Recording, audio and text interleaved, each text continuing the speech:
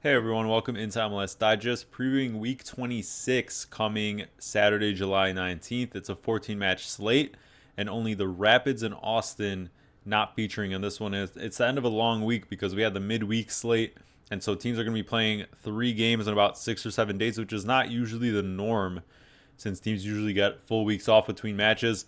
And it's the start of a busy second half of the month since we have this before the short All-Star break, and then we only have one more MLS slate the following weekend before Leagues Cup gets started. So there's certainly going to be a lot of rotation that we should expect for most of these teams, but it's really hard to say who or what exactly, and it can be difficult to predict. But I'm going to try to get you everything you need to know as far as what's confirmed with lineups and players out, and get some predictions and best bets in there if you're interested in that. And just a quick note, I really appreciate all of your support on the last video and for all the new subs that have come in. So if you're new here and are enjoying the content, I really appreciate it. Hopefully continue to provide you guys with the info you need and and continue just making content about the league week to week. So thank you. If you're new, if you know are new and haven't subscribed, please make sure to subscribe to the channel, like the video down below, and help the channel continue to grow. And let's just get into everything you need to know for week 26. The slate starts off with a rivalry match. It's Atlanta hosting Charlotte, and this one has become real scrappy and energetic since Charlotte's introduction into the league in the past couple of seasons. And this one was 2-0 to Charlotte very early on in the season. And Atlanta has been in pretty, bad form all season. Just 4 wins all season. All of those have come at home, though. Charlotte, as well as we know, on the road is nothing like their home form. And that's what I'm going with for our first best bet. This first leg of it's going to be a 2-leg play. I'm going to go with the under 3.5. And Atlanta, this attack all season, right, has just not looked cohesive at all, despite the name value of their players and the star signings. Like, it just hasn't been a good product on the field. On the attacking side of things, that last game against the Fire, they probably didn't even deserve to win. They got a very late scrappy corner kick goal to equalize, but it's just not coming together. And on the defensive side of things, they're, obviously not consistent either. But Charlotte's attack obviously just lost Ajamang, and it just doesn't have a lot of depth to it at all. And especially when you consider the situation of this schedule congestion, you really only have Toklamati, who's been getting, of course, been good and scoring goals, but he's been getting a long run of games that not really used to, right? Since Ajamang's been the number one starter, but now he's gone. And you really have only Abada and Vargas kind of flip-flopping. Other than that, Zaha, his legs are whatever. And, that's not to say that, of course, Charlotte's defense has been abysmal on the road specifically, and not as much of a sure thing as last season in general. But I think this is just going to be a scrappy game. I don't think there's going to be too many chances. When they last met as well, like, it took a couple of really weird long balls over the top, and Atlanta really just fluffing their lines as far as clearing the ball for Charlotte to get anything on the board. And so I think this is one that the two offenses are just really not all that electric. It's been the Pep Biel show, even in those past couple of wins at home. It's been really scrappy. They've gotten the energy behind them from the crowd and a bit more of possession, but on the road, of course, they're just not as dangerous. So I think this is one that it's going to be hard to separate the two teams, and I think this smells and just reads like something like a 1-1 draw, but it shouldn't be back and forth, and I'm going to take that extra protection to boost it to the 3.5. Moving on to the second leg of our first best bet, it's Nashville hosting Toronto.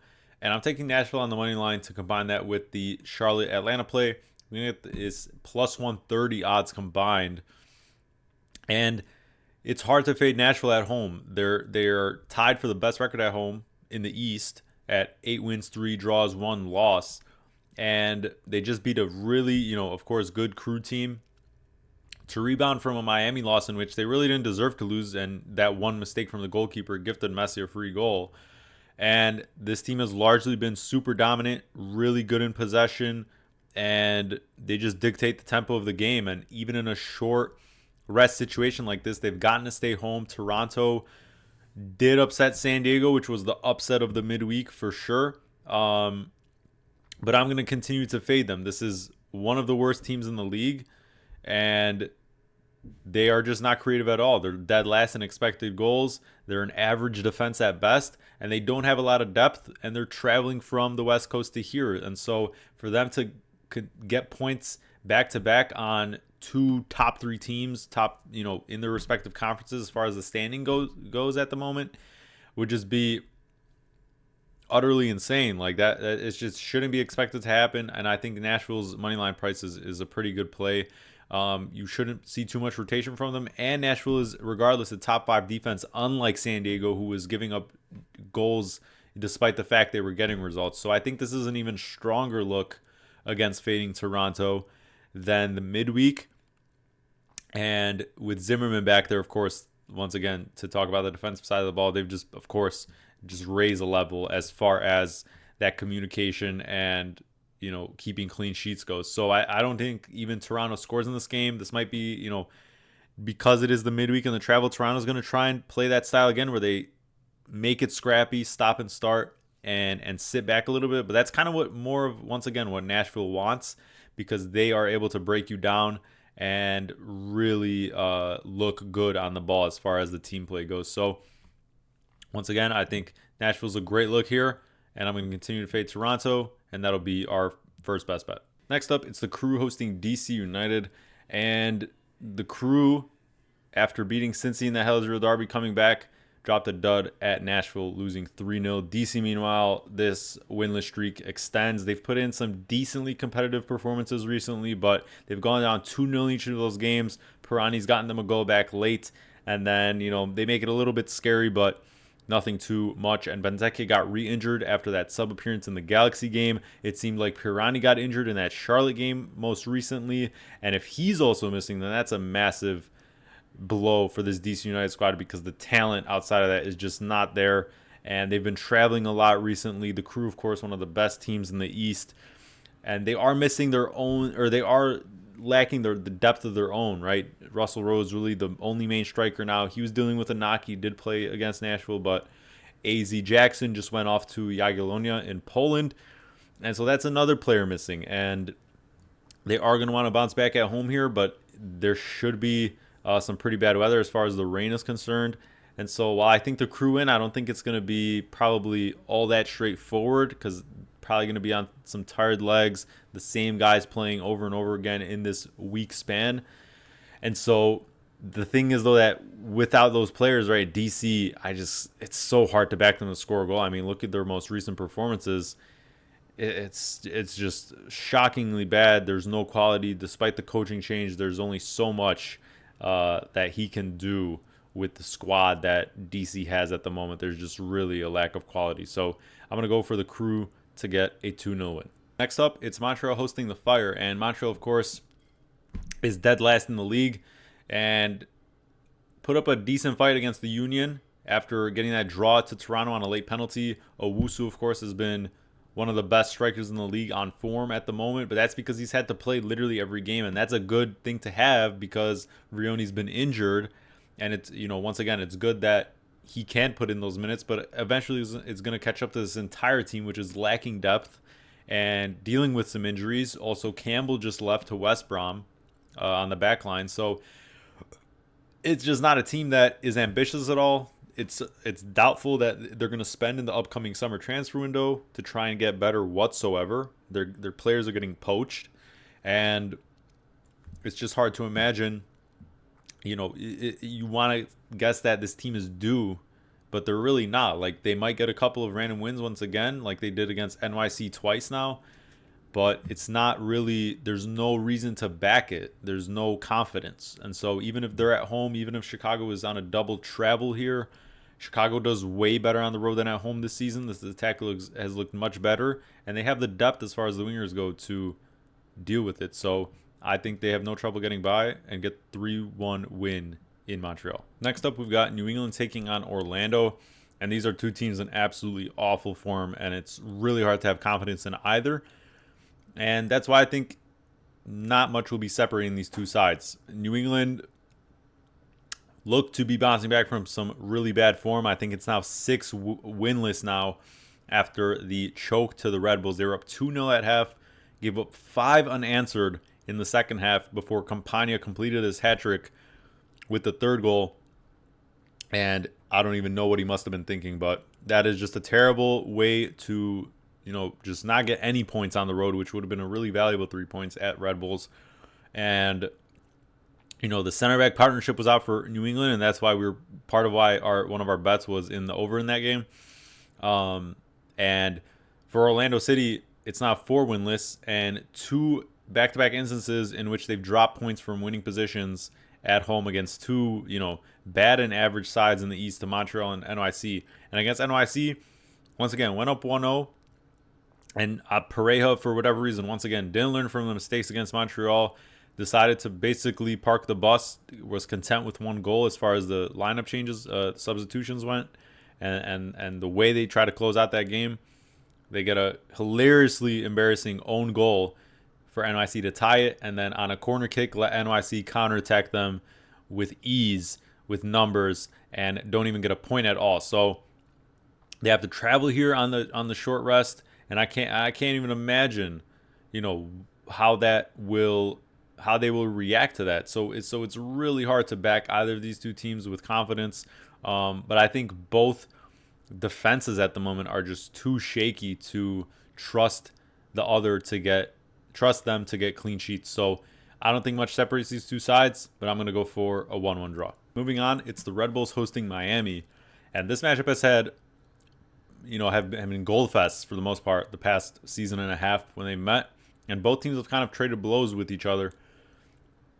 And the Red Bulls, as we just discussed in that New England preview, did really well, of course, scoring 5 goals in the second half with braces from both Choupo-Moting and Forsberg to win against New England. Meanwhile, Miami, after having perfect form after the Club World Cup, dropped an absolute dud against Cincy in a match that, even though they were on the road, were probably favored to win due to the fact that Denke was out. And Valenzuela in replacement, good on him because he got that first goal. Evander got 2. And, now they have to travel to the Red Bulls here. And it's one that's hard to call as well because Miami, Ustari also got injured, the goalkeeper, so that's a little bit more shaker on the backside of things.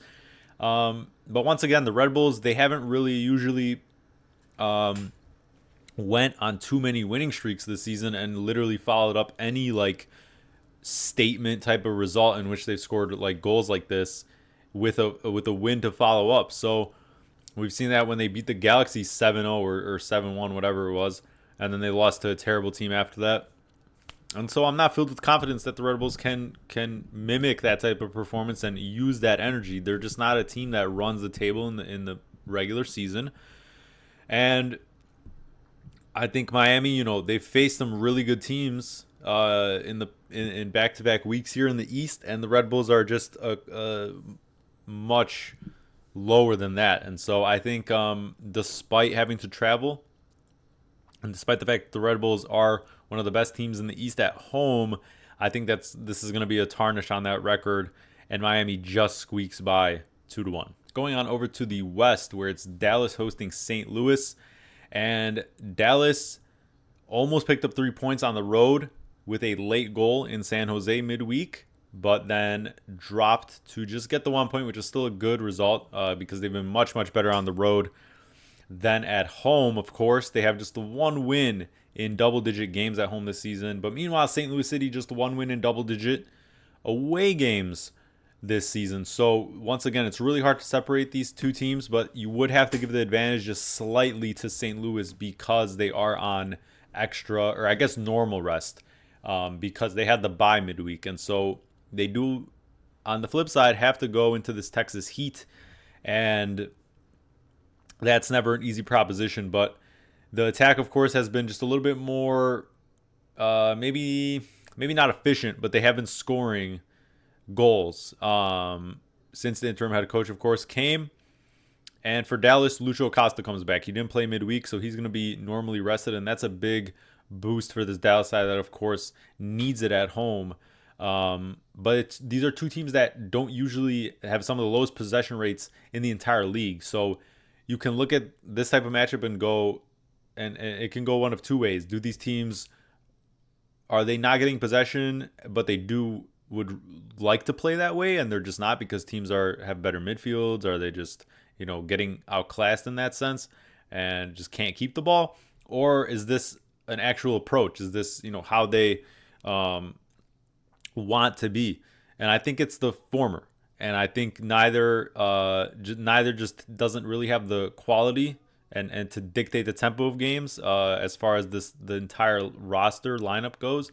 And so it's hard to call. I think Dallas will want to be, of course, on the front foot since they are at home. But that St. Louis midfield as well has just been inconsistent. There's been too much or too little continuity, and I just don't see there being too many goals between these two, just due to the fact of Dallas traveling. Like the splits just don't seem right. As far as like them kind of contradicting what we've seen so far in these types of situations for each team. So once again, I think this will be a case of, instead of the midweek being a little bit more sluggish, some of these games might be a little bit more sluggish, and this is one of them. And I'm going to go for another draw, 1-1. Moving on, it's a cross-conference battle between the Dynamo and the Philly Union. The Dynamo, back-to-back losses without scoring ever since that upset winning in San Diego. And Linger has been dropped from the lineup in both those games. And this team just makes no sense, right? They got pummeled by Vancouver. And especially at home, they get to stay home here. The Union, of course, one of the best teams in the East. And back-to-back wins now ever since 2 losses in which Baribo wasn't available. But he's back now. They do have to travel here, and so that's why it's a bit of a, you have to take that into context, even though they are, of course, the better team, because in this Houston Heat, on travel with probable rotation in, as far as this lineup goes, especially due to the fact that Baribo has been getting a run of games since coming back from injury, and now Ura got back from injury and played a couple of games with limited minutes off the bench. Could he maybe start here? I think that would be a fantastic boost for the team if he could. But if not, then you're going to get a really tired duo of Damiani and Baribo. And this team is healthy. Both these teams are fairly healthy. But,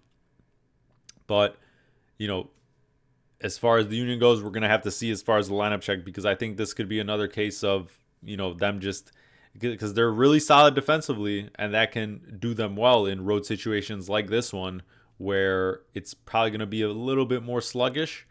But once again, this has to be a lineup check for me as far as a potential player bet goes, but I'm still going to take the Union here as far as a prediction to get this one done 2-0. Next up, it's Kansas City hosting NYC. It's a cross-conference battle. And I'm going with Kansas City on the draw no bet at -105 for our second best bet. And I think this is just a flat-out wrong line. I think NYC is getting just a little bit too much respect after their performance against Orlando midweek for the win. That was, largely due to Orlando's own shooting themselves in the foot rather than anything NYC did. That was only New York City's second away win all season, and it took all that happening in the final 5-10 minutes or so for Orlando to unravel rather than anything NYC did. So Kansas City as well, yes, they haven't been the most consistent. They also only have just 3 home wins all season, but I think situationally this is a good play with the push protection we're getting, because they're just slight underdogs here at home when they're getting extra rest since they didn't play midweek after staying at home in that loss to Seattle. So they have been scoring consistently. Maybe the results haven't been there all the time, but I wouldn't say they've been a terrible team. And NYC on the road has looked nothing like what they have on at home. And of course, they don't have a lot of depth either. Kansas City has been getting really healthy lately, and NYC is.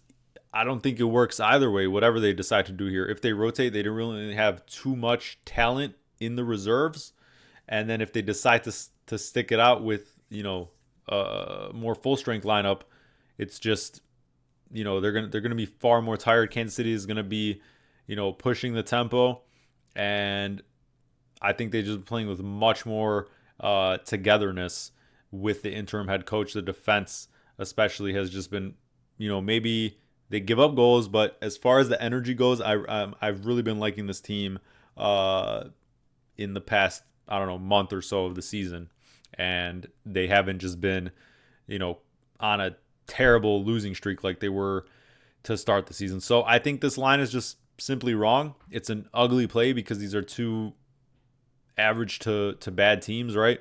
But I don't think NYC, especially since it's their third straight away game, they just should not be getting the favorited odds here. And with the push protection, I'm going to take my chance and trust a healthy Kansas City to get the win. We move into the late night part of the slate where it's mostly Western Conference matchups.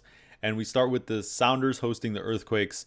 And this is going to be the 2-unit play on this show. It's going to be the final best bet. It's going to be a 2-leg play. And the first leg is part of this game. It's going to be the over 2.5 is what I'm taking. The main line is 3.5. And honestly, I would be comfortable taking that one. So that tells you, I guess, a little bit about how my confidence is with this particular leg. But we're taking it down to 2.5. And it's a playable price, of course, for a 2-leg play. And Seattle, of course, all season, they've been a pretty good defense to great defense, right? And especially at home, they're just they know how to just grind out wins. But ever since that Crew game, of course, they've been losing players from Fry, who got the concussion, the goalkeeper, and Nuhu, who's now had his suspension extended from the Kansas City game to 2 games. And so he'll be missing this one, and that's their left back. And while it's a double-edged sword, because while he is great defensively and may not bring that attacking side of the ball, the replacement is also going to actually help them as far as going forward, even though they might be a little bit worse off defensively. And then also you have one of their main center backs, Reagan, suspended for this one on yellows. So that's a big hit to this back line. But outside of that, they've actually gotten very, very healthy. They've been pouring in the goals, and they actually have one of the best depths in the league to deal with this type of schedule congestion. They get to stay at home, and players like Pedro de la Vega and Kent have been literally playing like 20 minutes or so the past couple of games. So even if they probably should start here, but that's still quality players.